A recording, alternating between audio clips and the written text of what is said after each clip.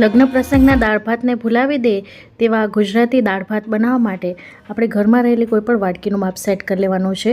તો અત્યારે મેં બાસમતી ચોખાનો ઉપયોગ કર્યો છે, સાથે તુવર દાળ લીધી છે. તો આ તુવર દાળ છે એ તેલવાળી છે, તો બંનેને સારી રીતે આપણે પાણીથી ધોઈ લઈશું.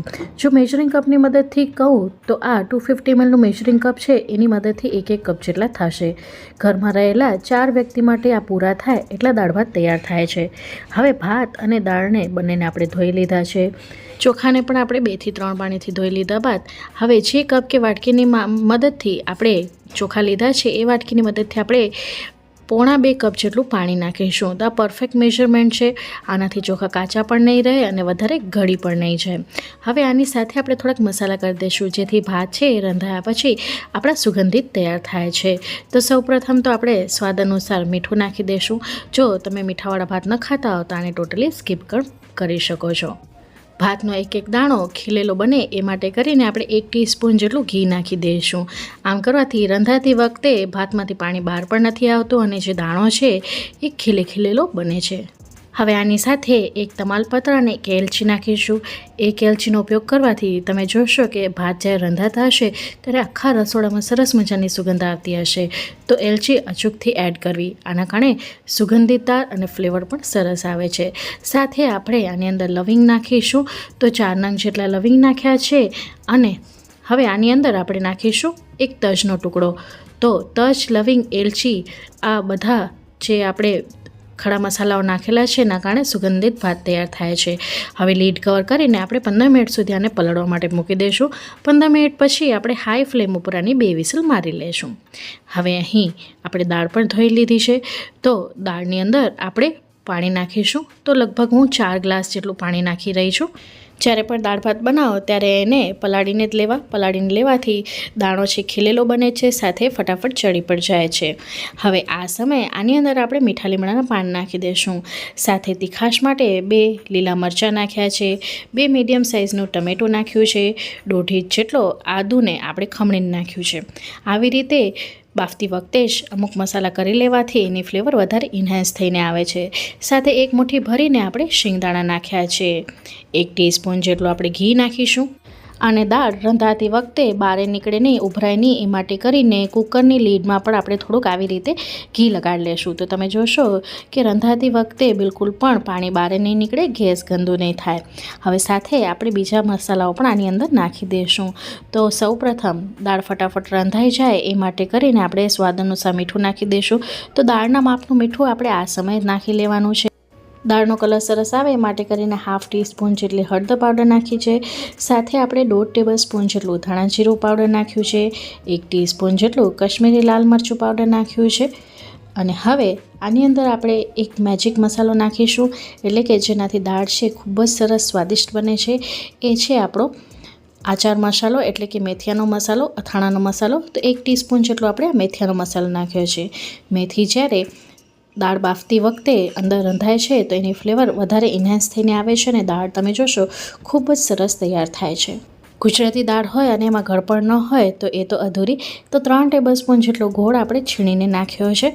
અને સાથે આપણે આની અંદર કોકમ પણ નાખી દઈશું. અને આ દાળને આપણે 15 મિનિટ માટે પલાળી લેશું. 15 મિનિટ પછી આપણે હાઈ ફ્લેમ ઉપર આની 4 થી 5 વિસલ મારી લેશું. તો આ દાળમાં તીખાશ, ખટાશ અને ગળપણનું સપ્રમાણ માપ આપણે રાખેલું છે. તો 2 નંગ જેટલા આપણે કોકમ નાખ્યા છે. હવે અહીં ભાતની આપણે 2 વિસલ મારી લીધી છે. કુકર ઠંડુ પડી ગયું છે. અને હું તમને અહીં બતાવી દઈશ કે ભાતનો એક દાણો આપણો છૂટો બન્યો છે. આ ભાત તમે બાળકોને પણ ખવડાવશો તો એ પણ રોજ કહેશે કે આ રીતે જ બનાવજો. જોઈ શકો છો અત્યારે ભાત ગરમ છે. અત્યારે એક દાણો આપણો છૂટો બન્યો છે. બિલકુલ પણ ભાત ચોટ્યા નથી અને પરફેક્ટ માપ સાથે આપણા ભાત રંધાયા છે. ભાતનો દાણો પણ કાચો નથી. અત્યારે આ ભાત ગરમ છે. જ્યારે ભાત થોડાક ઠંડા થઈ જશે પછી એનો એક દાણો છૂટો થઈ જશે. તો આવી રીતે આપણે ફોકની મદદથી એને છૂટા પાડી લેશું. તો છે ને ખૂબ જ સરળ રીત કુકરમાં ભાત બનાવવાની. હવે આપણે દાળને પણ જોઈ દઈએ અને આને ઠંડા થવા માટે મૂકી દઈએ. અહીં તમે જોઈ શકો છો કે સરસ મજાની દાળ રંધાઈ ગઈ છે. ક્યાંયથી પણ દાળ કાચી નથી રહી, કારણ કે આપણે એને પલાળીને લીધેલી છે. હવે આ દાળ અત્યારે ઘાટી છે, તો આની અંદર આપણે 1 ગ્લાસ જેટલું બીજું પાણી નાખી દઈશું. ગુજરાતીઓનું જમવાનું દાળ ભાત વગર તો અધૂરી. તો રોજબરોજ બનતી દાળને એકવાર મારી રીતે બનાવીને જોજો. ખાતરી સાથે કહું છું કે જૂની રીતો તમે ભૂલી જવાના છો. હવે આપણે દાળનો વઘાર પણ કરી લઈએ. તો અત્યારે કઢાઈમાં મેં 2 ટેબલ સ્પૂન જેટલું તેલ લીધું છે.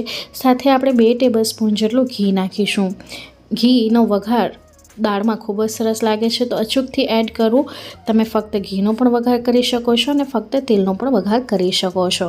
હવે આની અંદર સુગંધ સરસ આવે દાળમાં, એ માટે કરીને 1/2 ટીસ્પૂન જેટલી મેથી દાણા નાખીશું. સાથે 2 સૂકા મરચાં નાખીશું, 1 તજનો ટુકડો નાખીશું, 6 નંગ જેટલા લવિંગ નાખીશું, 1 ટીસ્પૂન જેટલી રાઈ નાખીશું, 1/2 ટીસ્પૂન જેટલું આપણે જીરું નાખીશું, 1/2 ટીસ્પૂન જેટલી આપણે હિંગ નાખીશું અને ફરી પાછા આપણે આની અંદર મીઠા લીમડાના પાન નાખીશું. તો જ્યારે આ સૂકો વઘાર તતડી જાય ત્યારબાદ જ મીઠા લીમડાના પાન નાખવાના છે, નહીં તો વઘાર છે કાચો રહી જાય છે. તો અહીં બધું સારી રીતે તતડી ગયું છે. તો હવે મીઠા લીમડાના પાન નાખીશું અને દાળનો કલર સરસ આવે એ માટે કરીને ફરી પાછી આપણે 1/2 ટીસ્પૂન જેટલી હળદર પાવડર નાખી છે. બાજુમાં આવી રીતે લીડ કવર કરીને દાળનું પાણી આપણે નાખીશું, જેથી વઘાર છે અંદર બેસી રહે અને વઘાર ઉડીને બહાર ના આવે. તો આવી રીતે આપણે 2 વાર કરીશું. તો તમે જોઈ શકો છો કે સરસ મજાનો વઘાર ખીલીને આવ્યો છે અને આ સમયે તમે જોશો કે આખા રસોડામાં દાળની સરસ મજાની સુગંધ આવતી હશે. તો આવી રીતે 2 વાર કર્યા બાદ આપણે લીડને ખોલી લઈશું અને હવે આપણે બધી દાળ નાખી દઈશું. તો આવી રીતે વઘાર કરવાથી વઘારની જે સુગંધ છે એ દાળમાં જ રહે છે, એ ઉડી નથી જતી. તો વઘાર કરતી વખતે ઉપરથી લીડ જરૂરથી કવર કરવું. હજી પણ આ દાળ ઘાટી છે, કારણ કે હજી આપણે આ દાળને ઉકાળીશું વઘાર સાથે. તો ફરી પાછું આપણે આની અંદર પોણો ગ્લાસ જેટલું પાણી નાખી દઈશું અને હાઈ ફ્લેમ ઉપર દાળને આપણે ઉકાળીશું. તો લગભગ 3 થી 4 ઉભરા આવે એટલું આપણે આ દાળને ઉકાળવાનું છે, જેથી વઘારની સોડમ છે એ દાળમાં બેસી જાય. ગુજરાતીના ઘરોમાં લગભગ રોજ તુવર દાળ બનતી હોય છે. તો એકવાર અચૂકથી આ રેસીપી ટ્રાય કરજો. ખાતરી સાથે કહું છું કે જૂની રીતો ભૂલી ન જાઓ તો મને કમેન્ટમાં આવીને કહેજો. લગ્ન પ્રસંગની દાળ ભૂલાવી દેશે એવી આ ચટપટી દાળ તૈયાર થાય છે, કારણ કે ખટાશ માટે આપણે કોકમનો ઉપયોગ કર્યો છે, ગળપણ માટે આપણે ગોળનો ઉપયોગ કર્યો છે અને તીખાશ માટે આપણે લીલા મરચાંનો ઉપયોગ કર્યો છે, જેનું બેલેન્સ આપણે આ દાળમાં સાચવેલું છે, જેના કારણે દાળ છે ખૂબ જ ટેસ્ટી તૈયાર થઈને આવે છે. અહીં તમે જોઈ શકો છો કે 3 થી 4 સરસ મજાના ઉભરા આવી ગયા છે. તો છેલ્લે ગેસની ફ્લેમને બંધ કરી દઈશું અને આપણે સરસ મજાની ઝીણી સમારેલી કોથમીર નાખી દઈશું અને આ દાળ છે તૈયાર પીરસવા માટે. તો બેચલર હોય કે સ્ટુડન્ટ એકલા રહેતા હોય પરદેશમાં, તો એ લોકો આરામથી ઇઝીલી દાળ ભાત બનાવી શકે એવી મેં રેસીપી શેર કરી છે. આના ઉપર થોડુંક ઘી નાખીને જ્યારે તમે ખાશો તો ઘરની યાદો તમને તાજા થઈ જશે. એકવાર આ રીતે તમે અચૂકથી દાળ ભાત બનાવજો અને જો તમે મારી રેસીપી ટ્રાય કરો છો તો મને કમેન્ટમાં તમારો અનુભવ મારી સાથે શેર કરવાનું ભૂલતા નહીં. મને ખૂબ જ આનંદ થશે. તો ફ્રેન્ડ્સ, આજની અમારી મહેનત અથવા રેસીપી તમને કોઈ પણ કારણસર ગમી હોય તો પ્લીઝ મને સપોર્ટ કરજો. મને તમારા સપોર્ટની ખૂબ ખૂબ જરૂરિયાત છે. તમે મને સપોર્ટ કરવા માટે મારા વિડીયોને લાઇક, શેર, ચેનલને સબસ્ક્રાઈબ કરી શકો છો. બાજુમાં આપેલી બેલ બટનને દબાવીને ઓલનું નોટિફિકેશન દબાવજો, જેથી મારા આવનારા વિડીયોઝની નોટિફિકેશન તમને મળતી રહે. હું ફરી મળીશ હજી એક આવી જ નવી રેસીપી સાથે. ત્યાં સુધી આવજો. Bye, take care, thanks for watching.